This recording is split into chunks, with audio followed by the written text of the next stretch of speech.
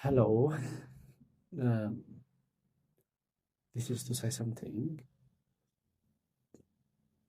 that amazed me. ምንድነው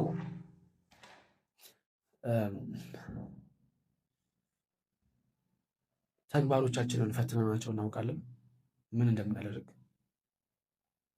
በህይወታችን እስካሁን ድረስ የመጣ ነው የኖርነው 18 ዓመት ከሆነ 18 ዓመቱ ምን እንዳደረገ አንተ 30 ደቂቃ ውስጥ የሰዓትን ጉልበት ለማየት እስኪ ዱ ሳምቲንግ። ለምሳሌ በ30 ደቂቃ 30 ገጽ አነበብክ እንበል። ስለዚህ ወደ ኋላ ተመልሰህ ማንበብ የምትችልባቸውን ጊዜያቶች በሙሉ አስራቸው። እነዛን ያክል መጽሐፍ ማንበብ ትችል ነበር ማለት ነው። ወይ ሌላ ስራ ስራበት ያን ስራ መስራት ትችል ነበር ማለት ነው። እና በዛ መንገድ የሰው ልጅ ህይወቱን የሚያይ ከሆነ አሁን ያለበትን ማንነት ያረክሳል።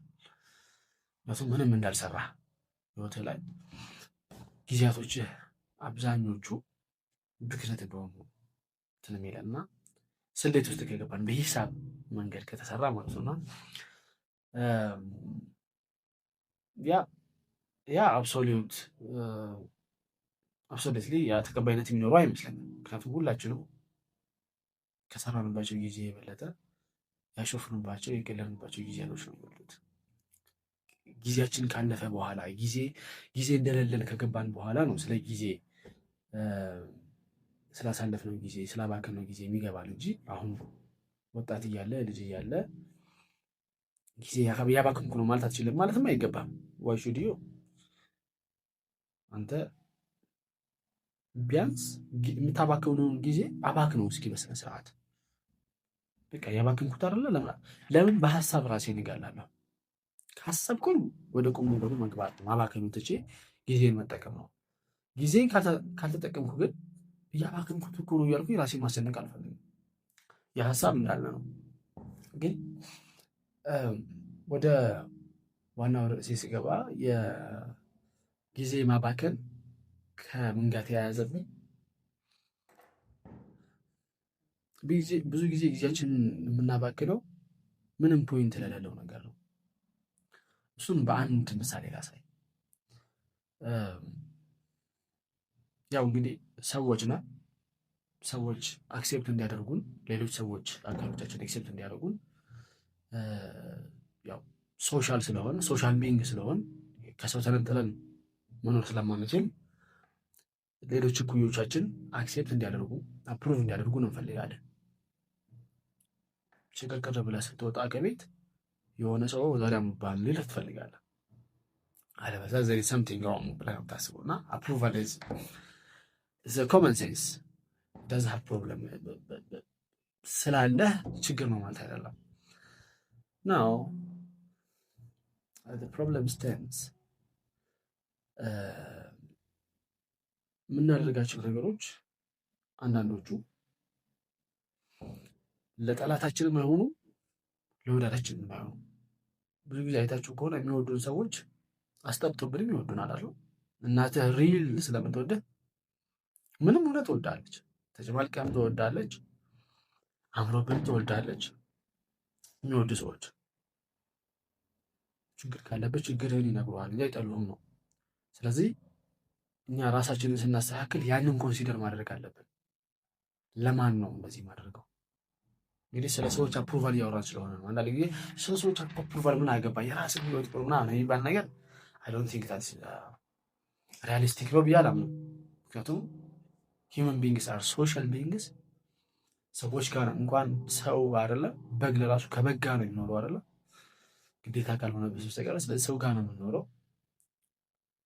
በተቻለ መጠን ሰዎችን ማስቀየም የለብንም፣ ማስከፋት የለብንም። ራሳችንን ሳንበድል ለሰዎች ጥሩ ነገር ማድረግ አለብን። እነዛ ነው ኮሚኒቲ የሚገነባው። ከኮሚኒቲም አልፎ ስልጣኔ የሚገነባው እንደዚህ ነው አይደል? አንድ ሰው በጭራሽ ስልጣኔ ሊገነባ አይችልም። በሶሳይቲ ነው ሲቪላይዜሽን የሚገነባው። ስለዚህ ፖዚቲቭ ነው። ሶሻል ቢንግ መሆናችን ፖዚቲቭ ነገር ነው ያለው። ገበሬ ብቻ ያለበት ማህበረሰብ ምንም ማድረግ አይችልም።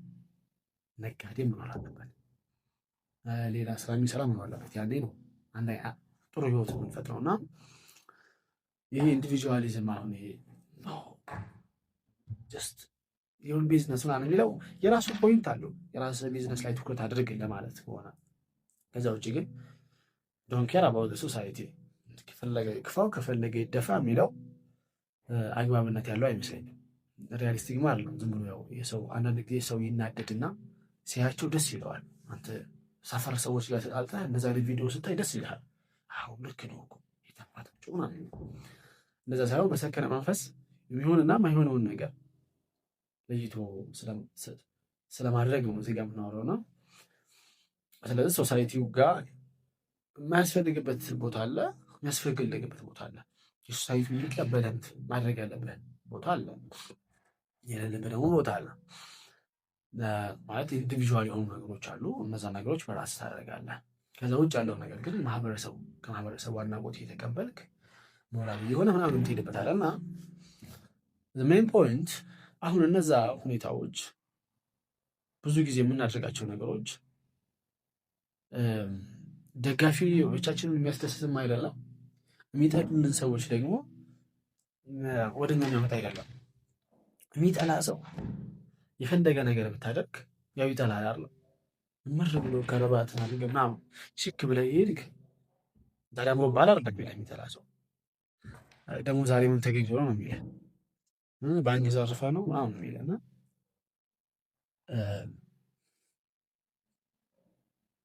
ክንውኖቻችን የየዕለት ክንውኖቻችን ከዚህ አንጻር ቢታዩ ለማን ነው? ለራሳችን ከሆነ የምንኖረው ሁለት አይነት ህይወት አለ ማለት ህይወት ውስጥ ሁለት አይነት መንገድ ነው ያለው። ማለት አብረው የሚሄዱ ሁለት መንገዶች። አንድ ህይወት ሲኖር እያንዳንዱ የምታደርጉትን ነገር ብትቆጥሩት ወይ ለራሳችሁ ነው የምታደርጉት ወይ ለሌላ ነው የምታደርጉት። ለሌላ ያልኩት ለሌላ ሰውም ላይሆን ይችላል። ለምሳሌ ለሃይማኖታችሁ ብታደርጉ ለሰው እያደረጋችሁ አይደለም። ስለዚህ ወይ ለራሳችሁ ነው የምታደርጉት ወይ ደግሞ ለሌሎች ነው የምታደርጉት። ለሃይማኖታችሁ ሊሆን ይችላል፣ ለጓደኛችሁ፣ ለቤተሰባችሁ፣ ለሀገራችሁ ሊሆን ይችላል። ስለዚህ አሁን እያወራ ያለሁት እኔ ስለ ሰው ጋር ስለናችሁ ግንኙነት ለራሳችሁ ስለምታደርጉት ነገር አይደለም። ያ ይቀመጥ ለሌላ ጊዜ። አሁን ግን ለሰው ብላችሁ ከምታደርጉት ነገር ያው ለሰው ብላችሁ ነው የማታደርጉ አላችሁ። ቅድም ባልኩት ምክንያት ለሰው ተብለው መደረግ ያለባቸው ብዙ ነገሮች ይችላሉ ማለት ነው። ግን ፍሬ ማፍራት አለባቸው። የፈለግነውን ዓላማ ማሳካት አለብን። ቅድም ልለውን ደግሞ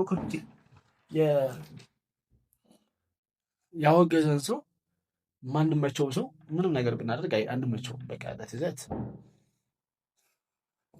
እና የሚወደን ሰው ደግሞ ምንም ነገር ብናደርግ በብዛት እስከሆነ ሌቭል ድረስ ኢምፐርፌክሽናችንን ጎደሏችንን እየሞላልን ይወደናል።